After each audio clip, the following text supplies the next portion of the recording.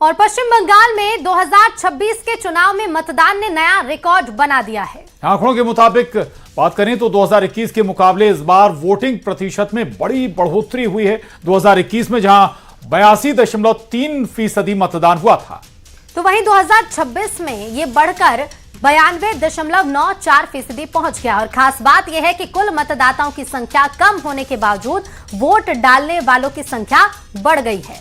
2021 में करीब 6.04 करोड़ लोगों ने वोट डाला था, जबकि 2026 में यह आंकड़ा बढ़कर 6 करोड़ 34 लाख तक पहुंच गया, यानी कि करीब 30 लाख से ज्यादा वोटिंग दर्ज हुई है। एग्जिट पोल के आंकड़े के बाद कांग्रेस अध्यक्ष मल्लिकार्जुन खड़गे का पहला बयान भी सामने आया है। मल्लिकार्जुन खड़गे ने कहा कि बंगाल में टीएमसी लीड कर रही है, जबकि बीजेपी दूसरे नंबर की पार्टी है। कांग्रेस के बारे में खड़गे का कहना है कि वो बंगाल में फाइट कर रही है। बीजेपी नेता अब दावा कर रहे हैं कि बीजेपी को चुनाव में मुस्लिम वोट भी मिला है। बीजेपी के सौमित्र खान ने न्यूज 18 से बात करते हुए कहा कि बीजेपी को चुनाव में सनातनियों के साथ मुसलमानों का भी वोट मिला है। वेस्ट बेंगाल एग्जिट पोलिन प्रकार अथवा ನಮ್ಮ ಅಲ್ಲಿನ ಮಾಹಿತಿ ಪ್ರಕಾರ ಸಾಕಷ್ಟು ಹಣಾಹಣಿ ಹೋರಾಟ ಇದೆ ಮತ್ತು ಟಿಎಂಸಿಗೆ ಮುನ್ನಡೆ ಇದೆ ಅಂತಕ್ಕಂಥದ್ದು ಒಂದು ನಮ್ಮ ಮಾಹಿತಿ ಬರ್ತಾ ಇದೆ। ಎರಡನೇದು ಬಿಜೆಪಿ ಮತ್ತು ಉಳಿದ ಅವರ ಅಲೈನ್ಸ್ ಎನ್ಡಿಎ ಪಾರ್ಟ್ನರ್ಸ್ ಅವರು ಸಾಕಷ್ಟು ಸ್ವಲ್ಪ ದಬ್ಬಾಳಿಕೆ ಮಾಡಿ पब्लिक इस बार मूड बना लिया तृणमूल कांग्रेस को उखड़ने फेंकने के लिए। अब तृणमूल कांग्रेस का जो गलती था वो 90 सीट जो चेंज किया है, 90 सीट में जिसको टिकट नहीं मिला, ये सबसे बड़ा गलती हो गया। उसका विपक्ष में पब्लिक वातावरण तैयार था और भी 90 सीट जो चेंज हुआ 74 चेंज किया और 16 को एक्सचेंज किया। बीजेपी विधायक चिंतामणि मालवीय मुश्किलों में घिर सकते हैं। दरअसल महिला कांग्रेस ने राज्यपाल से विधायक चिंतामणि मालवीय की शिकायत की है। बताया जा रहा है कि विधायक पर एक महिला के घर पर कब्जा का आरोप है। कई सालों से महिला परेशान थी, लेकिन विधायक के रसूख की वजह से उसे न्याय तक नहीं मिला है, जिसके बाद अब महिला कांग्रेस ने इस मामले की शिकायत राज्यपाल से की है। महिला कांग्रेस का एक प्रतिनिधिमंडल राज्यपाल से मिला और बीजेपी विधायक पर कई गंभीर आरोप भी लगाए। महिला कांग्रेस ने चिंतामणि मालवीय के विधायक की रद्द करने की भी मांग की है। देना पड़ा, इतना परेशान कर दिया था इन्होंने और लगातार ऐसे गंदे गंदे शब्दों से उन्हें उनके चरित्र को हनन भी करने की कोशिश करी। उन्होंने लगातार शिकायत की पर आज तक उन पर कोई कार्रवाई नहीं हुई। तब जब मेरे संज्ञान में आया तो मैं माँ महिम जी से बात करी। दूसरी एक महिला मेरी 70 साल की है, वृद्ध महिला है, उनकी प्रत्येक संपत्ति है जिस पे इन्होंने कब्जा कर लिया। यही नहीं रुके, उसके बाद इन्होंने 25-30 गुंडे लाके उनके घर पे भेज दिए, उनके यहाँ की शटर तोड़ दी और उनको लगातार प्रताड़ित कर रहे हैं। वो भी कई बार शिकायतें कर रही है पिछले 5-6 साल से, पर उसका अभी तक निराकरण नहीं हुआ। और अब बात भोपाल की करेंगे, जहां कल अपनी मांगों को लेकर अतिथि शिक्षकों ने जमकर प्रदर्शन किया।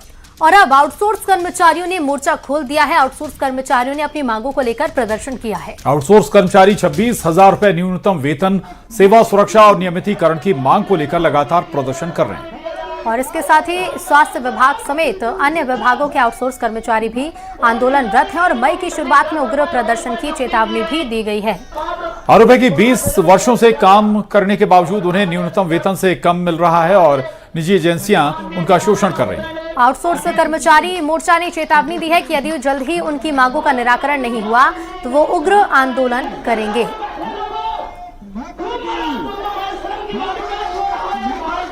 मध्य प्रदेश की राजधानी भोपाल में आज प्रदेश भर से आए अस्थायी आउटसोर्स और ठेका कर्मचारी एक शक्ति प्रदर्शन कर रहे हैं। ये तमाम कर्मचारी जो है वो भोपाल के नीलम पार्क में एकजुट हुए हैं और इनकी जो मुख्य मांग है, इनकी जो मुख्य समस्या है वो ये है कि इनको बहुत कम वेतन में अपना गुजारा भत्ता जो है वो करना पड़ रहा है, जिसके चलते इनको अपने परिवार के भरण पोषण करने में काफी दिक्कतें, काफी परेशानियां जो हैं वो आ रही हैं। और सरकार ने इनसे जो वादे किए थे वो वादे इनके पूरे नहीं हुए हैं। सीधे इनसे इनकी समस्या समझते हैं। क्या वजह है सर, क्यों आज पूरे मध्य प्रदेश से यहाँ जुटना पड़ा आप लोगों को? कि मध्य प्रदेश सरकार ने पूरा सरकारी सेक्टर और खास करके चतुर्थ तृतीय श्रेणी के पदों को अस्थायी आउटसोर्स कर दिया है। 70-80% तक सरकारी सेक्टर का ठेकाकरण हो गया है और जो अस्थायी कर्मचारी हैं उनसे ये न्यूनतम से भी कम पर काम करा रहे हैं। राजस्व विभाग में 1000 में काम करा रहे हैं, स्कूलों छात्रावास में जो अंशकालीन है उनसे 4000-5000 में करा रहे हैं, पंचायतों में चौकीदार और पंप ऑपरेटर है उनको 3000-4000 मिलते हैं। हमारे लोक सेवा केंद्र में जो कंप्यूटर ऑपरेटर है उनको 4000 रुपए मिलते हैं और वो भी नकद मिलते हैं, मतलब बैंक खाते में नहीं मिलते। सहकारिता विभाग के अंदर जो नपाई। जबलपुर से इस वक्त की बड़ी खबर मिल रही है। हिजबुत तहरीर से जुड़े 3 संदिग्ध आतंकियों को जमानत मिल गई है। हाईकोर्ट ने सुनवाई के बाद जमानत को मंजूरी दी है। मोहम्मद जुनैद, वसीम, करीम को जमानत दी गई है। एनआईए, एटीएस ने 17 संदिग्धों को अरेस्ट किया था। और इसके साथ ही सुनवाई के दौरान हाईकोर्ट ने कहा कि साहित्य मिलने से आतंकवादी गतिविधि साबित नहीं होगी। बता दें कि बाकी आरोपियों के खिलाफ सुनवाई अभी भी जारी है। 17 संदिग्धों को पकड़ा गया था जिसमें से 3 संदिग्धों को जमानत मिल गई है। ये बड़ी खबर इस वक्त की। हिजबुत तहरीर से जुड़े 3 आतंकियों को हाईकोर्ट से जमानत मिली है, उन्हें राहत मिल गई है। हाईकोर्ट ने सुनवाई के बाद जमानत मंजूर की है। इतना ही नहीं, हाईकोर्ट ने यह भी कहा कि साहित्य मिलने से आतंकवादी गतिविधि साबित नहीं हुई। तो चलिए आगे बढ़ेंगे। एमपी की आंगनवाड़ी कार्यकर्ताओं को हाईकोर्ट से बड़ी राहत मिली है। यह बड़ी खबर है। हाईकोर्ट ने मानदेय बहाल कर दिया है आंगनवाड़ी कार्यकर्ताओं का। तो 6% ब्याज के साथ एरियर्स की राशि मिलेगी। 120 दिन में 48 माह का एरियर्स दिया जाए, ये कहना है हाईकोर्ट का। बता दें कि जून 2019 से जून 2023 में मानदेय घटा दिया गया था, जिससे लेकर अब बड़ा फैसला हाईकोर्ट ने सुनाया है। आपको बता दें, सरकार 6% ब्याज के साथ चुकाए एरियर्स की राशि, ये आदेश हाईकोर्ट की तरफ से दिया गया है। तो ये बड़ी खबर है आंगनवाड़ी कार्यकर्ताओं के लिहाज से, बड़ी राहत की खबर है आंगनवाड़ी कार्यकर्ताओं के लिए। हाईकोर्ट ने आंगनवाड़ी कार्यकर्ताओं का मानदेय बहाल कर दिया है। 6% ब्याज के साथ एरियर्स की राशि उन्हें दी जाएगी। 120 दिन में 48 माह का एरियर्स देने के आदेश हाईकोर्ट ने दिए हैं। जून 2019 से जून 2023 के बीच मानदेय घटाया गया था, जिसे अब फिर से बहाल किया गया। और श्रीनिवास चौधरी, न्यूज 18 संवाददाता हमारे साथ जुड़े हैं। श्रीनिवास, आखिर इस पूरे मामले में था क्या? आखिर क्यों ये पूरा मामला कोर्ट पहुंचा था? जी बिल्कुल, आपको बता दूं कि कहीं ना कहीं आंगनवाड़ी कार्यकर्ताओं और सहायिकाओं को हाईकोर्ट से बड़ी राहत मिली है।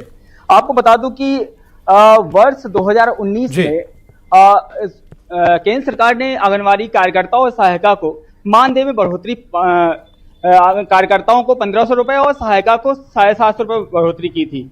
लेकिन यह देखा गया कि कमलनाथ सरकार के आते ही तो उन्होंने जो केंद्र सरकार की 1500 राशि हो तो उनको मिली, लेकिन स्टेट गवर्नमेंट की जो राशि थी उसमें से 1500 रुपए की उन्होंने कटौती कर दिया, जिसके बाद इनको जो आंगनवाड़ी कार्यकर्ताओं को लगभग 11,000 रुपए मिलना था और वहीं सहायिका को 7,000 रुपए मिलना था।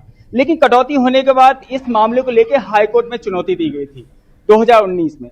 उसके बाद 2023 में लगातार ये किया और आज जो इसमें जो फैसला खास तौर से जो सुनाया गया, जिसमें कि 120 जो हाईकोर्ट ने बड़ी आंगनवाड़ी कार्यकर्ताओं को एक राहत दिया कि 6% जो एरियर्स के साथ ही उनको किया जाए, साथ ही साथ जो 120 दिन के अंदर 48 माह का जो एरियर्स है उसका ही भुगतान करना है। साथ ही साथ जो ग्रेजुएटी है, जो इतने दिन का ग्रेजुएटी, उसको भी जोड़कर आंगनवाड़ी कार्यकर्ताओं को ग्रेजुएट दिया जाए। तो कुल मिला के जो बात यह है कि जो हाईकोर्ट ने आंगनवाड़ी कार्यकर्ताओं और सहायिकाओं को बहुत बड़ी राहत प्रदान की कि लगातार जो उनके मानदेय में कटौती हो रही थी, राज्य सरकार द्वारा जो 1500 रुपए की कटौती की जा रही थी, अब उनको सूद समेत उनको वापस राज्य सरकार को अब करना होगा। तो कुल मिला के एक बहुत बड़ी राहत वाली खबर है आंगनवाड़ी कार्यकर्ताओं और सहायिका के लिए। चलिए, बहुत शुक्रिया आपका इस पूरी जानकारी के लिए, धन्यवाद।